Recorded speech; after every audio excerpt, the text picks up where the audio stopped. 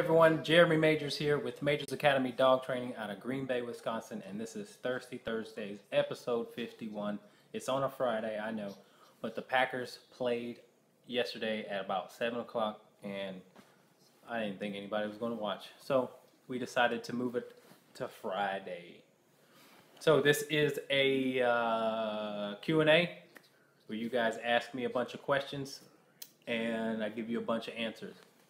Might not always be the best, but it's going to be an answer, all right?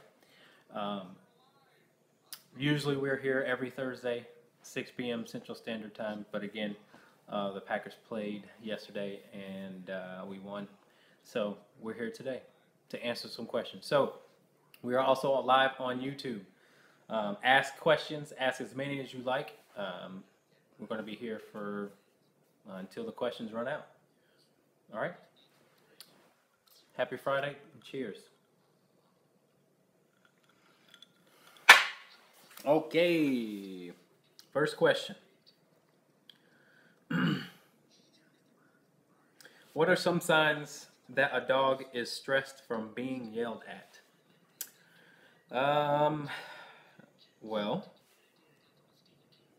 Stress, there's many ways a dog can display stress.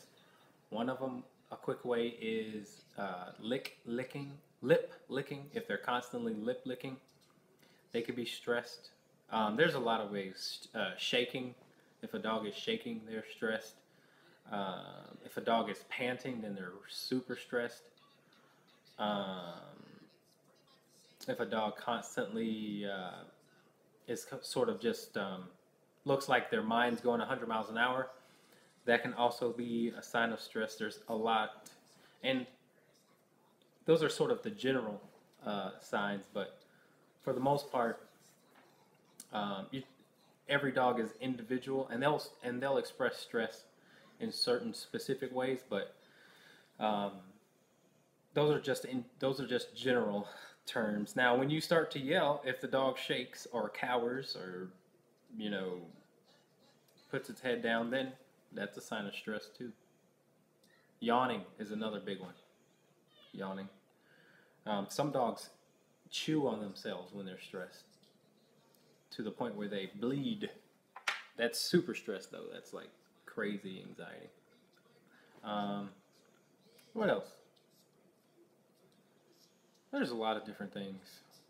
Those are just the general ones. But you should be able to read your dog. Just read the dog's body language. Obviously, if it's not wagging his tail, ears perked up, if it doesn't look happy, then it could be stress, So, thank you for your question. Okay. Those of you that just joined in YouTube, ask questions. This is the dog training Q&A. If you have a dog and you're struggling in any way, you don't even have to be struggling. You can ask me a question about shampoo, food, nail cutting, nail trimming, brushing your teeth. I don't care what it is. I'm definitely not a vet, but I could give you some solid advice. All right, next question. Our boxer mix has recently begun to bark at people walking down the street or vehicles passing by. She will stand at the window and bark. I will shush her to make her stop, but she will walk away from the window, growling and moaning. Sometimes I will have to stand up to make her leave the window. Is there something we are doing wrong to create this behavior? No, you're not doing anything wrong to create it, but you can allow it to either get worse or get better. Okay, so what you're doing is good. If she's moaning and growling while she's walking away, that's kind of, in my opinion, it could be her being kind of sassy, like how a child would backtalk, So that would be kind of similar to what you're experiencing there. But as long as you can get your dog to walk away from the window, then just continue to do that, because that's going to help her cope with not becoming stressed when she sees those things that make her bark and stuff like that. So keep doing that. I think you're on the right path. Dogs are naturally going to bark at what they perceive to be a threat or something that passes their territory. So if you can get the dog to walk away, that's awesome. Keep doing that. All right. Thank you for your question. Woohoo!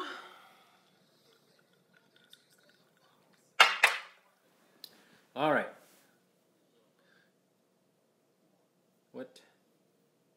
What topics do you cover in a rescue seminar? Great question. Hold on, I gotta sneeze. Okay, it went away. False alarm. Okay, topics in a rescue seminar. I mean, it depends on where the crowd is. It depends on how many times you've seen the crowd. So if they're consistent, if you've done 3 or 4, it's going to be different than what you can provide them if it's your first one. If it's your first one, then you want to just make sure you go through just bottom line foundational basics, which would be leash walking, place command, duration, down, duration, sit, non-negotiable, all of those. That's what I would do. All of those things that are just very, very basic. Crate training, threshold training, a lot of the just very, very basic stuff. We'll go over certain tools. When am I going to get here? Where? What are you talking about? Madison? Yeah, I haven't been there in a while. Would love to come. Talk to Carly. Ask Carly when I'm going to come back. Anyway, yeah, very basic stuff. It depends. Again, it depends on where the crowd is knowledge-wise. You could get into advanced stuff like e-collar. But for now, if I'm just working, and it depends on how long you're working too. It depends on how long you've got the people. And how many dogs you're working, and or if you're actually going to be working dogs. You know, if you're not working dogs, then you approach it different than if you're working a room full of dogs. I usually tell people to bring your dog, no matter how bad they are. Bring the dog, because it doesn't matter to me. I'll work any dog, but yeah, it just depends. There's a lot of different factors, but I would say keep it basic. All right. Thank you for your question. I would love to train with you. I'd love to train with you, Amy. That would be great. Let's get it. Let's get that organized. I haven't been to Madison in a long time. I've been very busy though. This summer, been super busy. But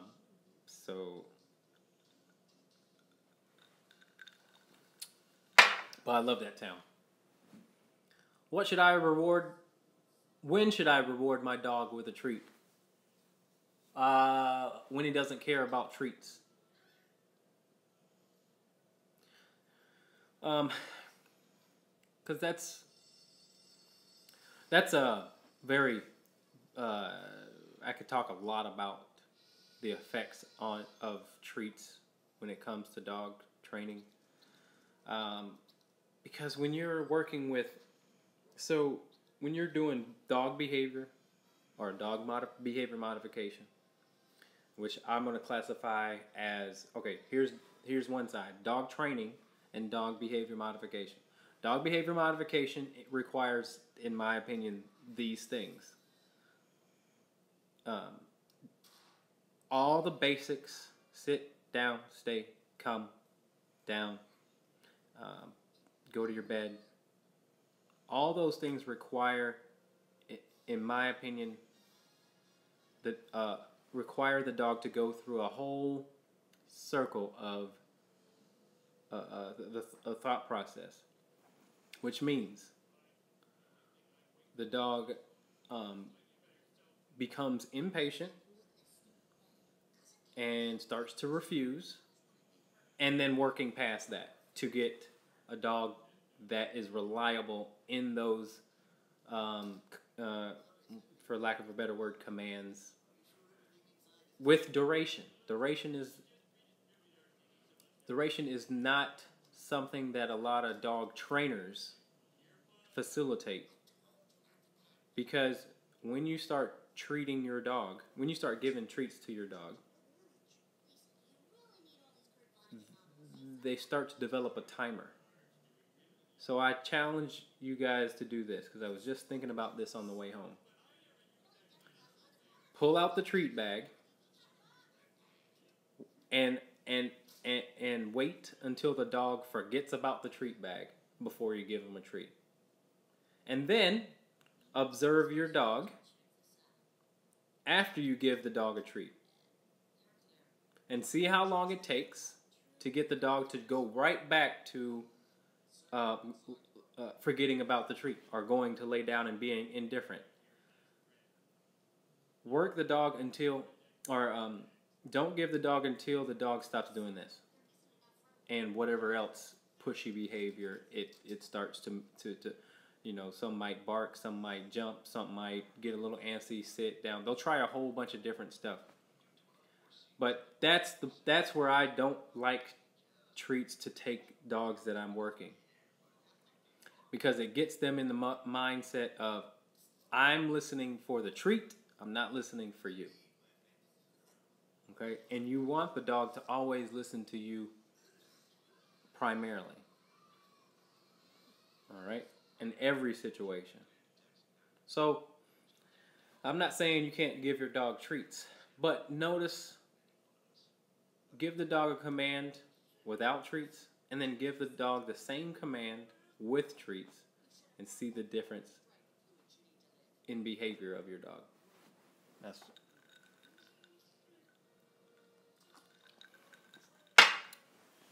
I hope that helps. I mean, that was a long answer for that.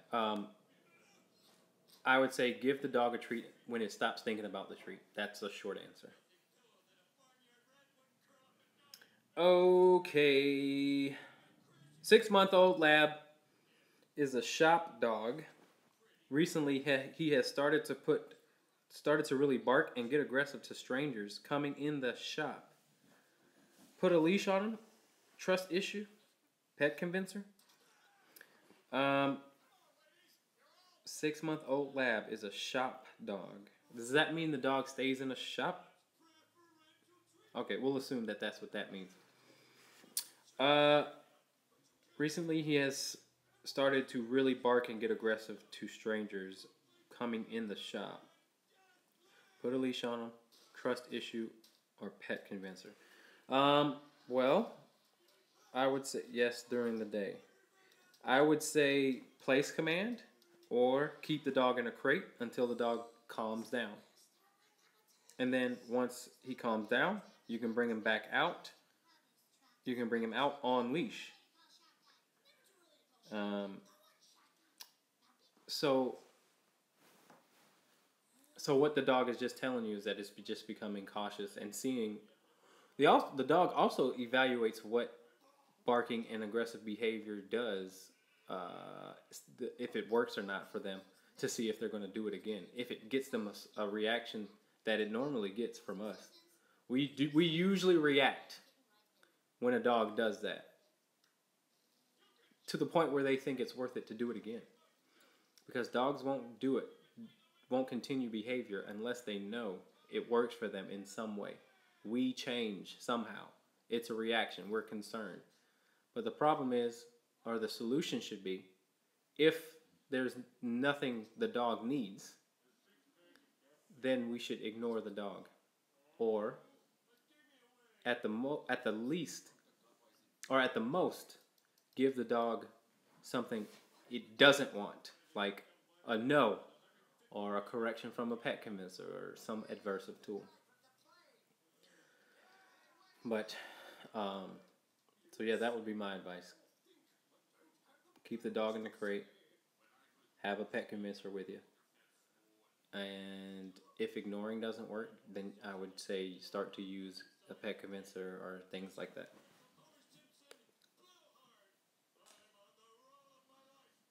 All right.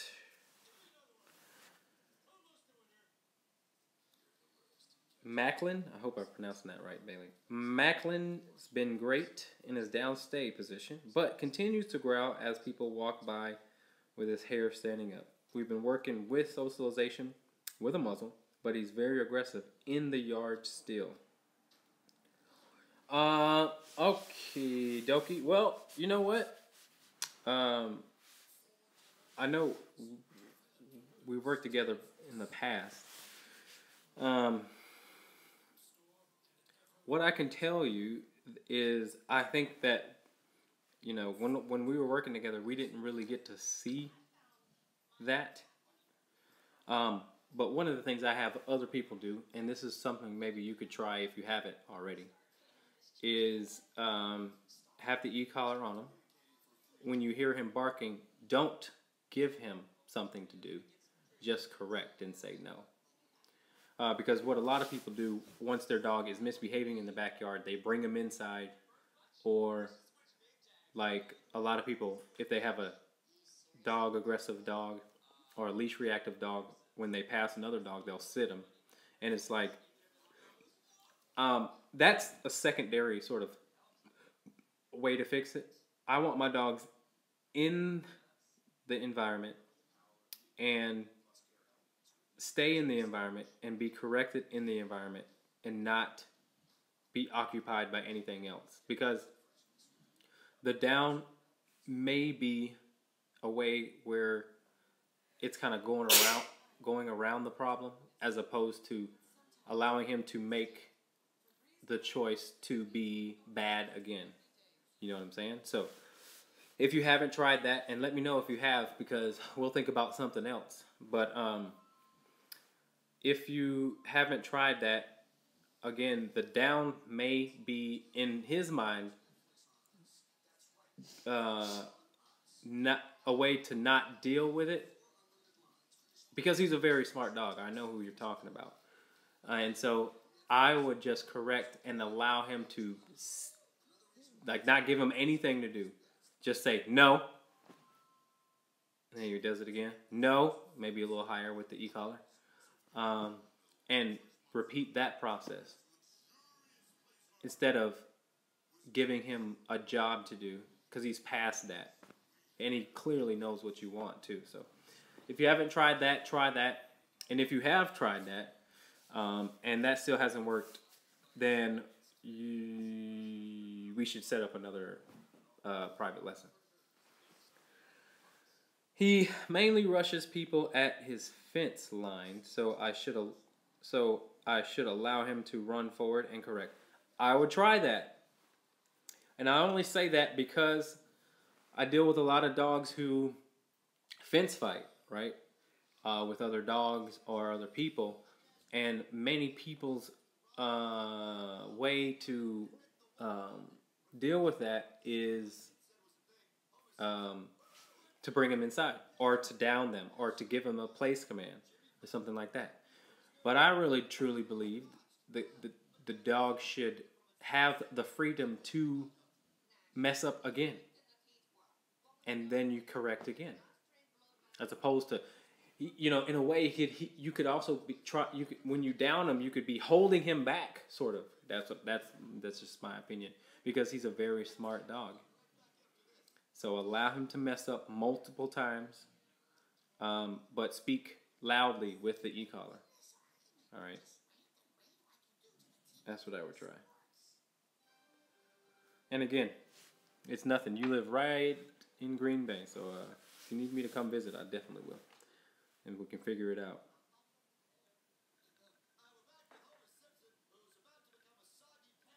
Oh, somebody's at my door. Didn't that sound like somebody was there? No, it does that every once in a while. What's that?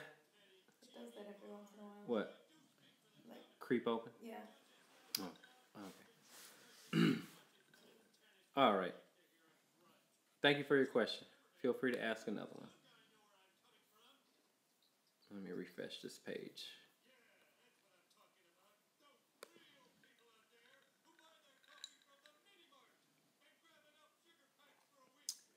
Okay. My dog stays home out of her kennel during the day while I'm at work, and lately she's been chewing on my shoes. Ooh, don't chew on a woman's shoes now. Come on now. That don't make anybody happy. I only left them out because I haven't had issues with chewing in a long time. Do I just make sure everything's put away, or is there also some way I can let her know chewing on things other than toys is bad? Yeah, I'll go ahead and tell you this. I get into my dog's butt if they decide to chew on something and I didn't even catch them doing it. You know, I do think there's a myth that sort of says you have to catch the dog in the moment to fix the problem. I disagree. I think a dog, when you get home, knows that they messed up. Y'all already know that there's some dogs that they'll be like this. When you come inside, they're like, you know, you can tell they've messed up and they know it. So, you know, I would definitely let your dog know that was not okay, no matter when you catch the dog. You know what I mean? But put your shoes up. And anyway, you know, put your shoes up anyway. I would say it's not worth her ruining another pair of shoes to teach her. I'll leave that up to you. But maybe you can leave out the chewed up pair to discipline her that way. So, but if you ever can catch her in the act, which would probably be impossible, you know, then you can definitely discipline her. But also remember this. I know that my dogs never would do something like that if I know that they're definitely exercised. So sometimes it's on us, and they want to be able to get some energy out. Just make sure they're nice and exercised, and you know that sort of, you know, in a way maybe guarantees that they'll probably just chill at home and do nothing. So just make sure of that.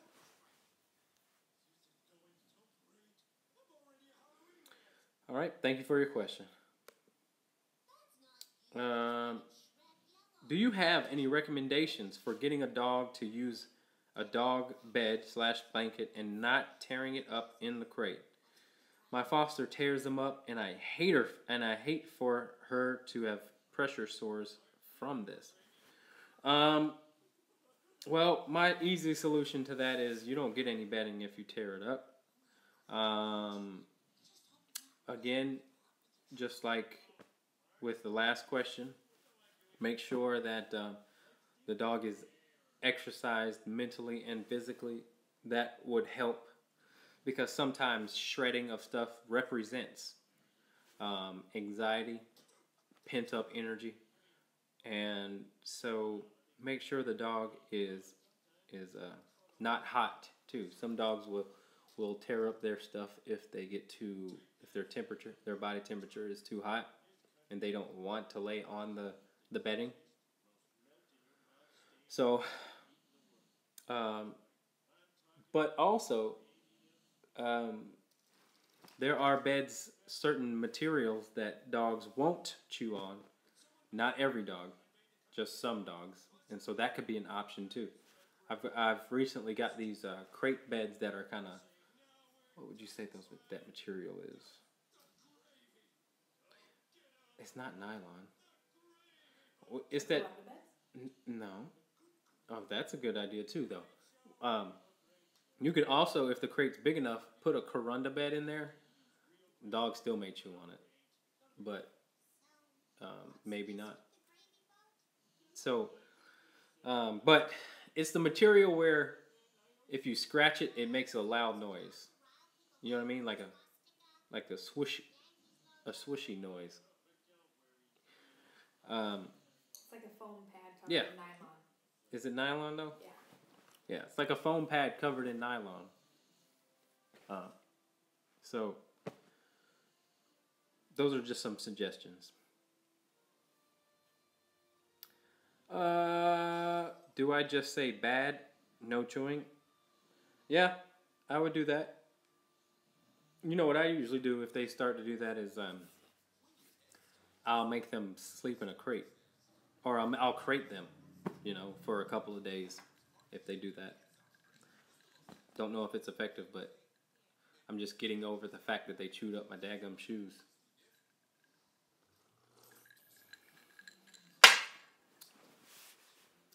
Okay. Jeremy, when do you walk your dogs? Morning?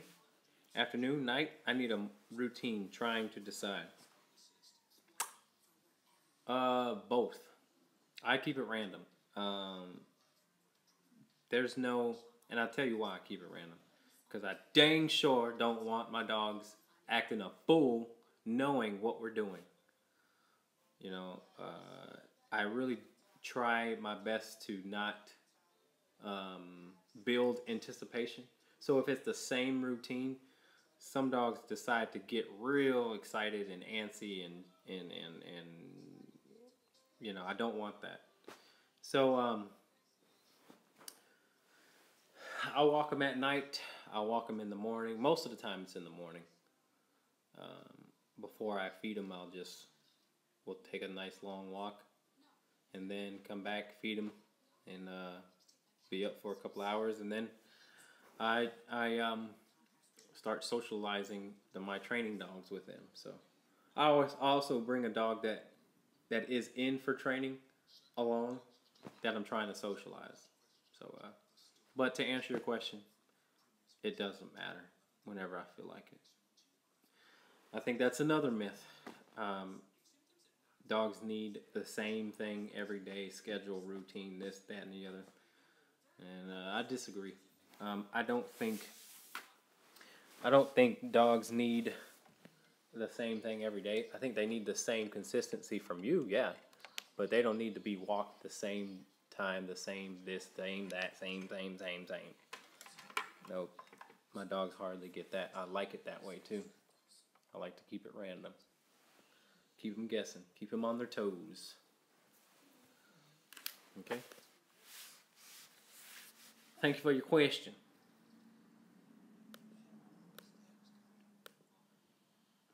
Okay, we just got a few folks that just came on for YouTube. Hey, hi, I'm Jeremy. I'm a dog trainer from Green Bay, Wisconsin. This is a dog training Q&A.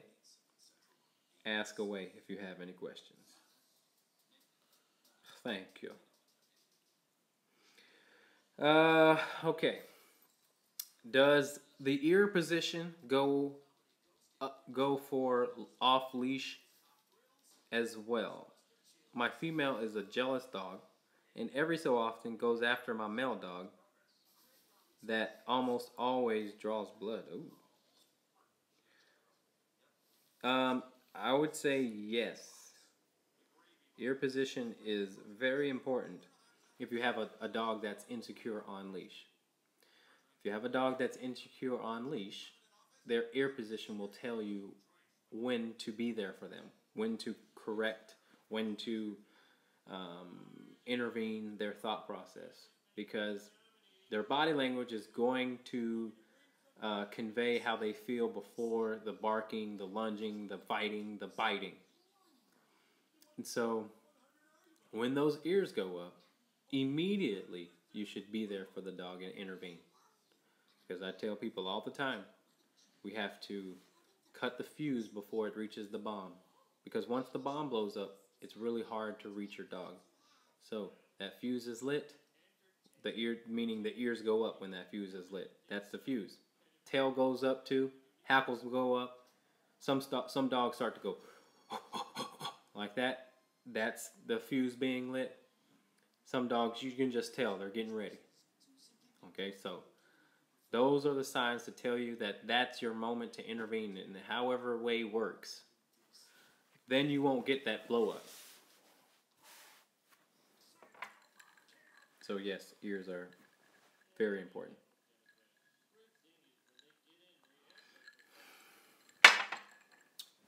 All right, folks. I've only got about 3 questions left. So those of you who are watching, if you still have some questions, feel free to ask. I can talk about some board and train dogs. Let's see. Right now, I have the one to talk about is his name is Remington, but I have 2 Remingtons in. That's crazy. So I have 2 Remingtons, and I had 2 dogs that looked really similar. Have you seen Lucy yet? Lucy looks exactly like Sadie. It's crazy. Little Sadie? Mm-hmm. But Lucy's a little bigger. Just a little bit. Yeah. But anyway, so Remington, the Silver Lab, highly human aggressive. I mean, he could see a human for 50 feet away, and he'll start reacting on leash. You guys should. Well, I didn't post a video up, but I have video of our first interaction when he was in the truck, and he was definitely baring his teeth, barking at the truck, just ready to go ham. So I had to keep him an extra week, and I think I'm going to keep him another week. And because I really want to just flood him with just getting around people. Now, my goal is not to have people be able to pet him. My goal is just for him to be around people and not act like a fool. Okay? That's the goal. And that should be the goal with the owner for the next 6 months, 7 months, year. It doesn't matter. When the dog is ready, you will know when the dog is ready to take that next step, to be touched by humans, other humans. But we have to be able to get him to accept advocacy from us. So we have to submerge him in the environment that makes him stressful, and then give him something to do that is non-negotiable. So I took him to Lambeau on that 90, it was almost 90 degrees, it was like 89 degrees day, sweating our butts off, and tons of people. We passed a lot of people, and I had to work him on the e-collar and the prong collar just to hold him back, because he is a bull. This guy is a bull. I mean, he is so assertive. And so you could just tell on the walk that he's just fighting himself so hard. Like, to get him to heel, my shoulder was just like, man, my shoulder was taking a beating, because he was just, he's a bull. He's like 120 something pounds, and he's a bull. I call him I forget, silver bull or something like that. But anyway, what caused this reactivity for the Silver Lab? General assholery. I just think that's who he is. To be honest, I think he was just, the parents didn't know how to, once a dog gets a certain size and a certain feel of himself, the dog will take advantage. And again, the parents, the poor guy can't have anybody over. He just takes over. If he feels like,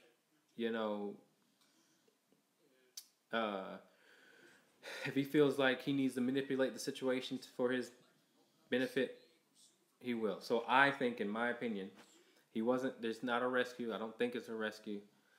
The dog is a great hunter. He's just one of those really conservative, big alpha males.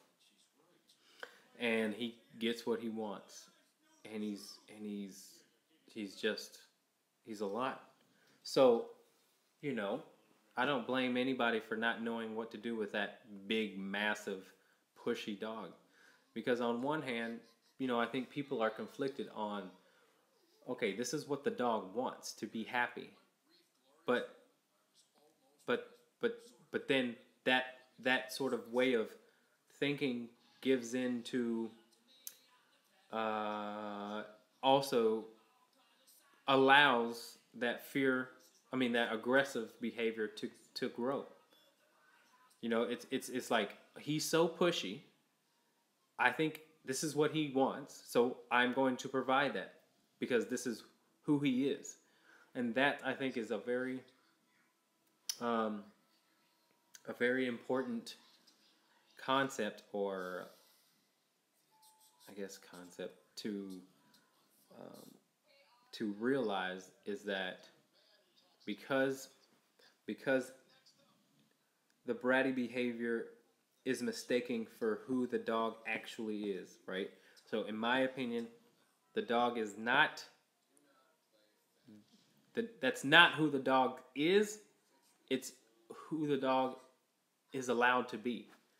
So for example, a lot of dogs come in and they're pushy because they were allowed to be. Now, there are dogs who are more naturally pushy than others. But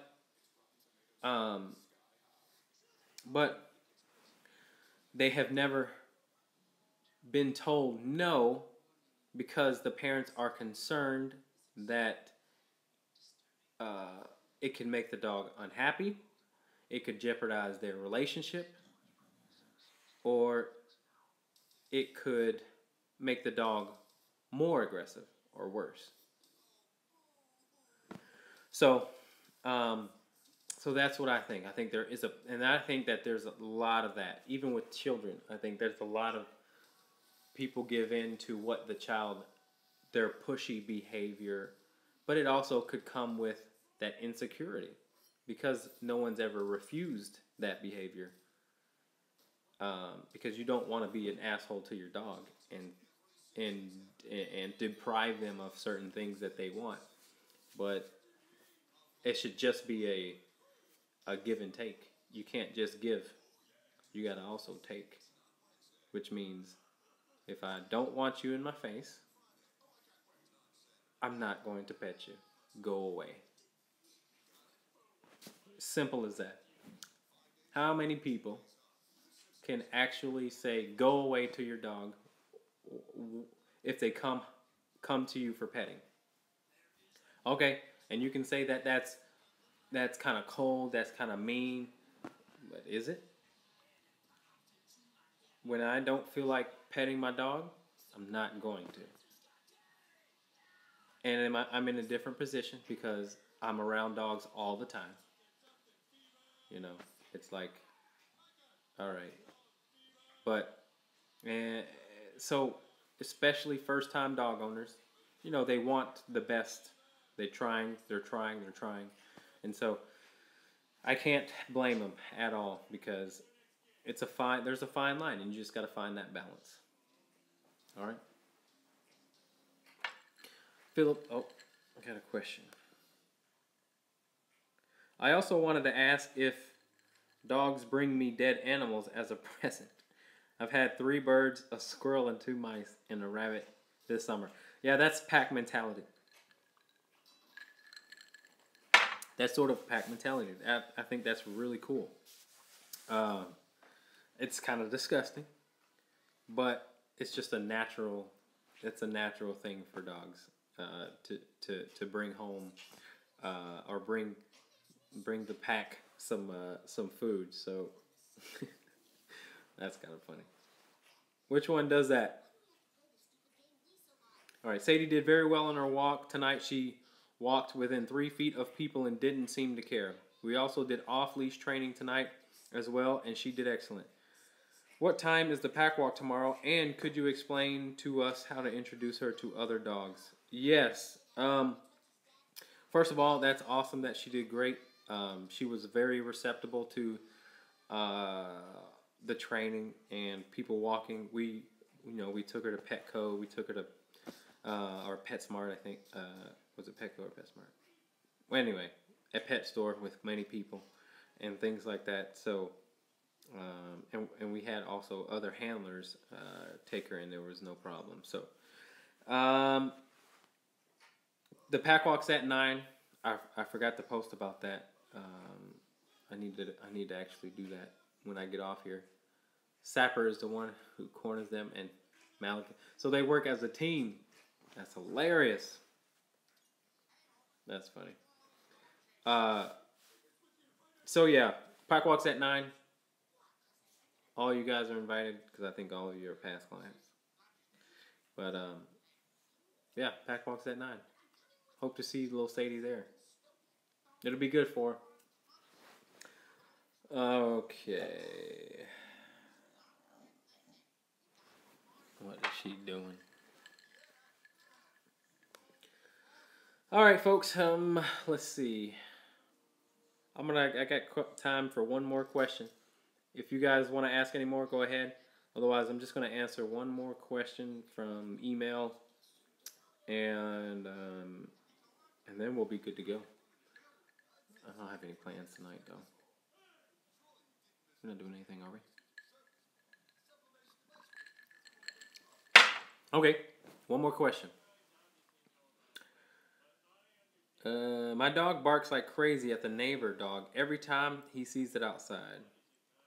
Is there a way to stop this? He looks like he likes the neighbor dog and wants to usually go outside and play with it. Yeah, just add more structure inside the house. Anytime there's unwanted behavior inside the house, give the dog something to do